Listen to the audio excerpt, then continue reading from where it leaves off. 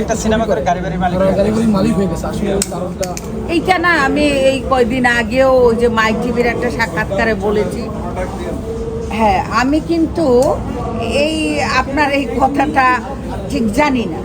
কারণ হচ্ছে যেমন ধরেন আমরা যখন শুরু করেছি, বা ধরেন আমাদের যারা সিনিয়র যারা ছিলেন, আমাদের ববিতা ম্যাডাম, কবরী ম্যাডাম, শাবানা ম্যাডাম, তারপর ধরেন রোজিনা ম্যাডাম, সুচরিতা ম্যাডাম, নতুন ম্যাডাম, ওনারা যারা ছিলেন ওনারা কিন্তু এত সহজেই গাড়ি বাড়ি করতে পারে নাই। কারণ তখন হয়তো পেমেন্ট কম ছিল, এটাও হইতে পারে। অথবা এখন যারা গাড়ি বাড়ি করছেন হয়তো বা ওনাদের টেকনিক আলাদা, এটাও হইতে পারে। ওনারা হয়তো মানে অন্যরকম কোনো কিছু পেয়েছেন, সেটা দিয়ে করেন, এমনও হতে পারে। কারণ এইটা যেহেতু আমরা করতে পারি নাই, এখন এইটা নিয়ে আর আমি কি বলবো বলেন, এইটা নিয়ে আমার মন্তব্য না করাই বোধ হয় ভালো। আপা, ওনার কথার সূত্র ধরে একটু বলতে চাই। কয়েকদিন আগে পীরজাদা হারুন তিনি বলেছেন, তিনি দাবি করেছিলেন যে এফডিসিতে নারী ব্যবসা হয় এবং অবৈধ কার্যকলাপ হয়, এবং আরও অনেক কিছু বলেছেন একজন শিল্পী হিসেবে। এই ওনার বক্তব্যের কি কথা বলবেন আপনি? আমার যেটা মনে হয়, পীরজাদা মনে হয় পাগল হয়ে গেছে। কারণ একটা লোক যদি পাগল না হয়, তাহলে সে তার নিজস্ব প্রফেশনাল জায়গা, মানে সে যখন রিটায়ারমেন্টে এসছে বা যখন সে ওখানে কাজ করে, তো আপনি যদি জানেন যে এইটা একটা খারাপ জায়গা, আপনি এখানে এসছেন কেন? আপনি কাজ করেন কেন? হ্যাঁ, তাহলে আপনি যদি কাজ করেন, আমি যেমন আমার একটা ছোট্ট গল্প দিয়ে শেষ করি। আমার মামি, আমার তখন ধরেন খুব, আমি তখন ক্লাস 10-এ পড়ি এমন হবে। তা আমি একদিন আসছি রমনা পার্কের এই পাশ দিয়ে আসতেছি, গোলাপ ফুল আমার খুব বকুল ফুল আমার খুব পছন্দ। বকুল ফুলের একটা মালা কিনে নিয়ে এসেছি। আমার মামি আমাকে ঠেস করে ধরছে। আমার মামি ছিলেন তখন তেজগাঁ থানার দ্বারক, মামাও ছিলেন। তা আমাকে বলো, তুই এটা কোথায় পেয়েছিস? কোথায় পেয়েছিস? আমি বললাম, এটা আমি রাস্তা থেকে কিনেছি। বলে, নির্ঘাত তুই পার্কে গিয়েছিস। তার মানে কি? আপনি যেখানে গেলে এই জিনিসটা পাওয়া যায়, আপনি যদি জানেনই যে ফিল্মের লোকেরা খারাপ, এত কিছু, তাহলে আপনি এখানে আসছেন কেন? তার মানে আপনিও খারাপ। তা আপনি খারাপ হয়ে আর একজন খারাপকে কীভাবে খারাপ বলেন? আগে নিজে সংশোধিত হন, তারপরে মানুষকে বলেন। আর উনিও তো এখান থেকে টাকা নিয়ে রুটি রোজগার কইরা ভাত খাইছে, পোলাপানরে খাওয়াইছে, তাইলে এরকম খারাপ জায়গার টাকা নিয়ে উনি সন্তানদের খাওয়াইলো কীভাবে? কারণ আমরা তো এইটাকে, আমাদের সিনেমা ইন্ডাস্ট্রি, আমরা ফিল্ম ইন্ডাস্ট্রিকে সম্মান করি, শ্রদ্ধা করি। আমরা ভাবি এটা আমাদের একটা পবিত্র স্থান। হ্যাঁ, আমাদের যেহেতু আমরা মুসলমান, আমাদের যেমন কাবা শরীফ একটা পবিত্র স্থান, আমরা তাকে সম্মান করি। এটা হচ্ছে আমাদের খাওয়ার জায়গা, এটা আমাদের রুটি রুজির জায়গা। আমরা এটাকে ওই রকমই সম্মান করি এবং শ্রদ্ধা করি এবং সালাম করি। এখান থেকে টাকা নিয়ে আমার মাকে খাওয়াইতেছি, আমার পোলামায়াকে খাওয়াচ্ছি, লেখাপড়া শেখাচ্ছি, তাহলে সেই জায়গাটা যদি খারাপ নিয়ে হয়, তাহলে আমি সেখানকার টাকা নিয়ে খাওয়াবো কেন? এটা কোনো সুস্থ মানুষের পক্ষে সম্ভব? এই জন্য আমি ওনাকে বললাম যে সে বোধহয় পাগল। পাশাপাশি আমরা দেখেছি যে আপনারা যারা সিনিয়র আর্টিস্ট, আপনাদের সময় কিন্তু কোনো রাজনৈতিক নেতার সাথে কোনো শিল্পীর কোনো গুঞ্জন ছিল না, কিন্তু আমরা সম্প্রতি দেখেছি যে কোনো অভিনেত্রীর সাথে রাজনৈতিক নেতাদের সংশ্লিষ্ট যে গুঞ্জনটা, তাহলে এই ব্যাপারটা কীভাবে বলবেন? আসলে হয় কি, দেখেন, সময়ের সঙ্গে সঙ্গে সব কিছু বদলে গেছে। যেমন আপনারা দেখেন, আগে যখন আমাদের ছিল অনলি পত্রিকা, এখন এই যে দেখেন আপনারা কতগুলো মোবাইল, একটা ক্যামেরা, এই যে আর একটা ক্যামেরা আছে, এগুলো সব ধরে রেখেছে।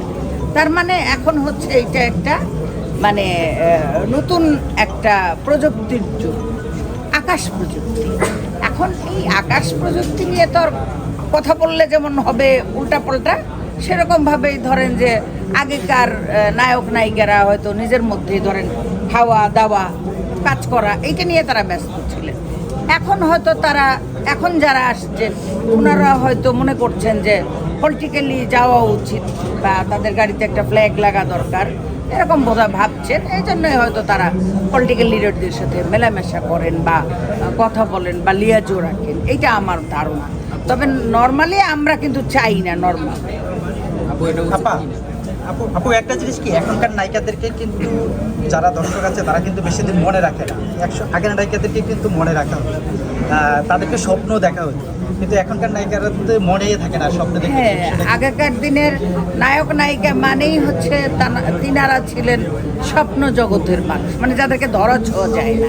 এখন আপনাদের বৌদৌলতে, মোবাইলের বৌদৌলতে যে কোনো জায়গায় রাস্তায় গেলে, একটা জায়গায় দেখা হইলে একটা ছবি তুলি, একটা ছবি তুলি, একটা ছবি তুলি, এত দেখা হয় আমাদের।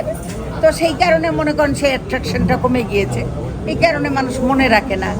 আর এখন যারা আসছেন ইনারা অন্যরকমভাবে এসছেন, ওনারা হয়তো ভাবেন যে না, যত বেশি ভাইরাল হওয়া যায় তত বেশি বোধহয় আমাকে লোকেরা চিনবে। আমাদেরও তখন চেনার একটা বিষয় ছিল, কারণ আমরাও ভাবতাম, আমিও যখন এসছি আমিও ভেবেছি যে রাস্তায় বেরোলে লোকজন আমাকে চেনে, লোকেরা যেন ভিড় করে একটা ছবি তোলার জন্য। এখনো সেটাই আছে, তবে এখন আর লোকেরা ভিড় করে না খুব একটা। ওই 2-4 জন আসে না, ভাই একটা সেলফি তুলে, আসেন একটা সেলফি তুলে, এইগুলো। আর এখন এই জন্যই হয়তো মানুষকে মনে রাখে না এত বেশি কাছে করে।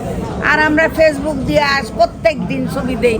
আগে তো এরা তীর্থের কাকের মতন মানে দাঁড়ায়া থাকতো যে একটা পত্রিকায় কখন একটা নিউজ আসবে, কখন একটা নিউজ আসবে, একটা ছবি ছাপা হবে, একটা ভিউ কার্ড কিনবে। আর আজকের অবস্থান দেখেন, আমি যে জায়গায় যাইতেছি 5টা ছবি ছাড়লাম, আপনি 5টা ছাড়লেন, মানে দর্শকের খুব কাছাকাছি, দর্শকদের হাতের নাগালে।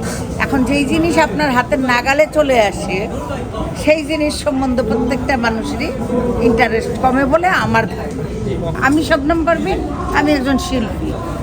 আপনি একটা কাজ নিয়ে আসলেন, সেই কাজটাকে ভালোভাবে করার চেষ্টা করি, তাই না? আমার কি ক্ষমতা আছে? এখানে দরকার হচ্ছে আমাদের হল সংস্কার, আরও বেশি বেশি সিনেমা হল হওয়া। যেমন আমি একটা সিনেমা বানিয়েছিলাম মৃত্যুদণ্ড, সেই সিনেমাটা আমার 1900 সিনেমা হলে চলেছিল, আর এখন মাত্র 50টা হল, তাও নেই। তো এখন এই অবস্থায় আপনি যে টাকাটা লগ্নি করবেন, সেই টাকাটা আপনি পাবেন কোথায়? ফেরত আসবে কোত্থেকে? তো এই দিকটায় গভর্নমেন্টের নজর দেওয়া উচিত। আমার যেটা মনে হয়, গভর্নমেন্ট যদি তাদের নিজস্ব প্রযোজনায় সিনেমা বানায়, তাহলে সিনেমার আর্টিস্টরা কাজ করে খেতে পারে। কারণ আমরা ধরেন যারা যে সিনিয়র যারা আছে বা যারা একটু বেশি টাকা নিয়ে কাজ করে, তারা তো আছে, তারা তো গুটি কয়েক মানুষ। কিন্তু মোস্ট অফ দ্য পিপল, মানে যারা আমাদের জুনিয়র আর্টিস্ট, ওনাদের হলো সবচেয়ে প্রবলেম। এরা হয়তো সারাদিন শুটিং করে 500 টাকা পাইলে সেটা দিয়ে গিয়ে বাসায় বাজার করে নিয়ে বাচ্চা কাচ্চাদের নিয়ে খায়।